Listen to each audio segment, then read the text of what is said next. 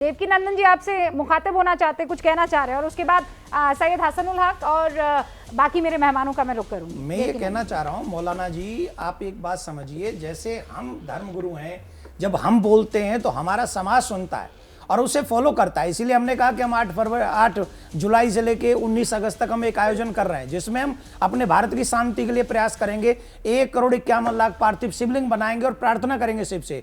वही मैं आपसे जानना चाहता हूं कि अगर आप भारत के लिए, अपने समाज के लिए, न्यू जनरेशन के लिए अगर हम कुछ करना चाहते हैं तो आपका समाज, आपके मौलाना, आपके धर्मगुरु अपने उन बच्चों को जो भटके हुए, जो हाथ में चाकू लेके सबका सर काटने के लिए तैयार हो गए, उनके लिए टीवी चैनलों पर नहीं साहब, टीवी चैनल तो बहुत हो गए, टीवी चैनल तो चलते ही रहेंगे जीवन भर। आज टीवी चैनल का समय नहीं है। आज हम लोगों को जमीन पे उतर के कोई काम करना होगा और ऐसा काम करना होगा जिससे हम लोग आने वाली पीढ़ी को एक शिक्षा दे सकें कि ये नहीं हमारा काम। ओके, हाथ में चाकू लेके नहीं चलना हमें। देवकी नंदन जी, देखिए क्या है, जब हम संविधान को छोड़ करके आस्था की बुनियाद के ऊपर जो है डिसीजन लेने की कोशिश करते हैं और आस्था की बुनियाद पर देश चलाने की बात करते हैं तो रेडिकलाइजेशन वहां बढ़ता ही बढ़ता है। मेरा एक सवाल था, जैसी मैं आपसे बात करूं, गांधी जी की जिसने हत्या करी वो भी तो रेडिकलाइज था, इंदिरा गांधी जी की जिसने हत्या करी वो भी तो रेडिकलाइज था। और उसके बाद अगर हम देखेंगे, गांधी जी कहां से आ गए? मैं रेडिकलाइजेशन की बात कर रहा हूं, कट्टरता की बात कर रहा हूं। नहीं देखिए, नहीं मैं कट्टरता की बात कर रहा हूं। देश को कट्टरता से लड़ने की जरूरत है सर। मैंने मेरा प्रश्न मौलाना जी से, मैं बात कर रहा हूँ देश को कट्टरता से लड़ने की जरूरत है सर। शांति के लिए अपने देश सर मुझे एक चीज क्या करेंगे? मुझे एक चीज सुकून से बताइए। आपसे है ही नहीं, मेरा प्रश्न आपसे है ही नहीं। जब आप बात कर रहे हैं तो मैं उस बात के ऊपर बात रख रहे हैं। मैं धर्मगुरु से बात कर रहा हूँ आपके। सर आप उस धर्म के एक प्रतिनिधि हैं और मैं सोशल एक्टिविस्ट हूं, मैं उसमें नहीं होता। अब मैं मौलाना जी से, अगर मौलाना जी से उत्तर चाहता हूं कि वो क्या करेंगे? कादरी साहब, सड़क पे नहीं, टीवी चैनल पे हम सब बोलते हैं, आप क्या करेंगे उसके लिए कि हमारे बच्चों को मार्गदर्शन मिले? देखिए आचार्य जी, रूबिका जी, आप दोनों खातिबूम है। अल्हम्दुलिल्लाह हिंदुस्तान में सूफी इस्लाम को मानने वाले 80% मुसलमान हैं और चंद एक शरारती लोग हैं जो, जैसा कि आपको उदयपुर में मिले और एक पाकिस्तानी बेस्ड ऑर्गेनाइजेशन को फॉलो करते हैं, वो लोग, ऐसे कुछ लोग हैं जो हमारे पास का माहौल खराब कर रहे हैं, जो कट्टरपंथी है। With all due regard sir, मैं आपकी बहुत इज्जत करती हूँ। क्या दरगाह शरीफ अजमेर की ये सूफियों का मरकज नहीं है? बेशक है? बेशक है। सूफियों में, सूफिज्म में वाजिबुल कत्ल नाम की तो कोई चीज नहीं है? नहीं है, सही तौर पर नहीं है मैडम, नहीं है, माफी है यहाँ पर, माफी है, माफी है। नुपुर ने माफी मांगी, उन लोगों ने दरगुजर। मैं उसी बात पर आ रही हूँ। ये जो सचिव है सरवर चिश्ती, ये कौन है? ये सूफिज्म फॉलो करने वाले हैं ना, वो जिसका आप इस वक्त झंडा बुलंद कर रहे हैं, ये शख्स ही ऐसी बातें कर रहा है। सुनिए मैडम, आप सरवर चिश्ती साहब के थोड़े पुराने वीडियो उठा करके देखिए, इनकी शुरू से यही बोलचाल रही है। आप इनके पूरे वीडियोस दिखाइए और इनको खंगालिए, आपको पता चलेगा।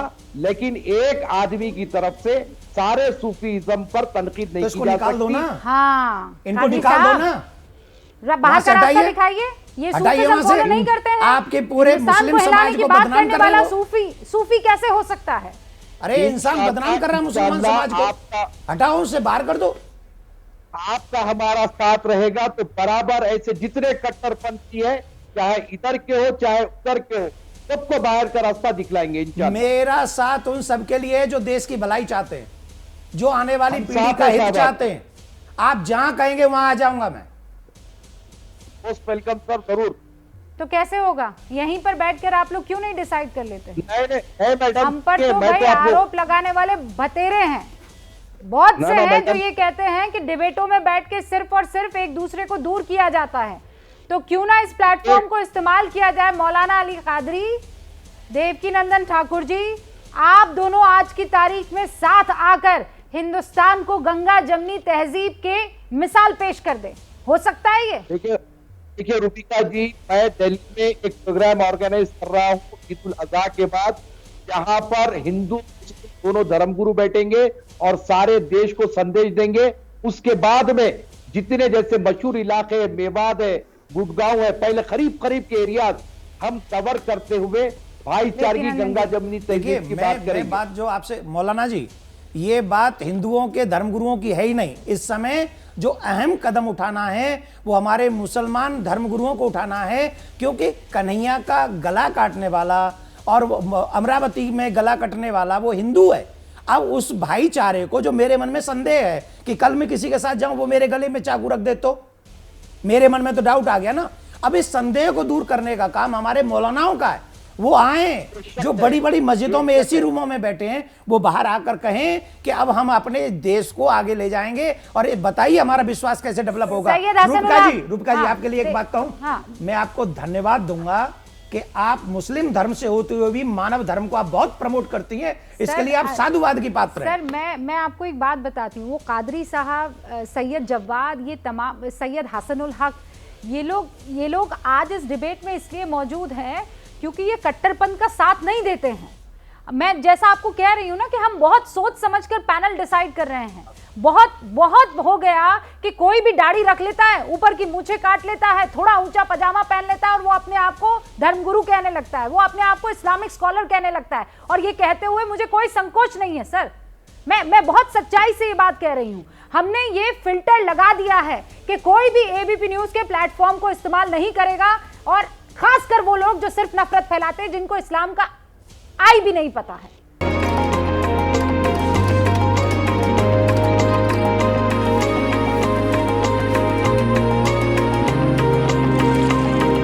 वो बहुत दूर है।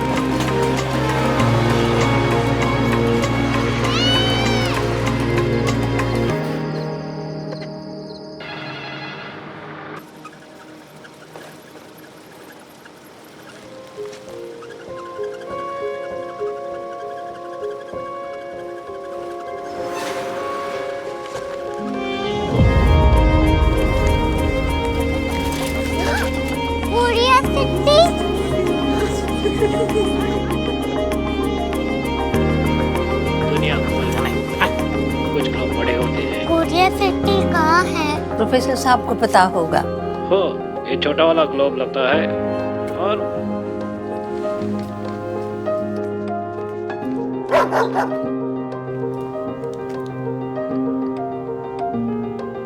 पता नहीं, मेरी बेटी से जाके मिल लो, शायद उसे मालूम हो।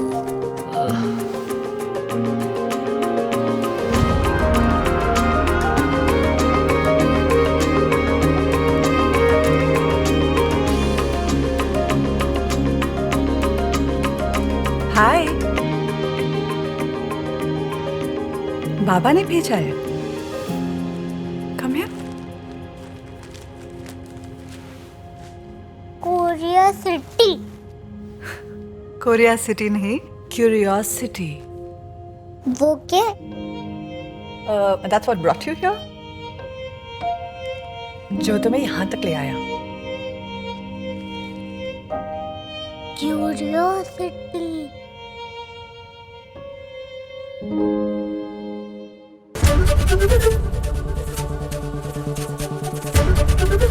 एबीपी न्यूज आपको रखे आगे।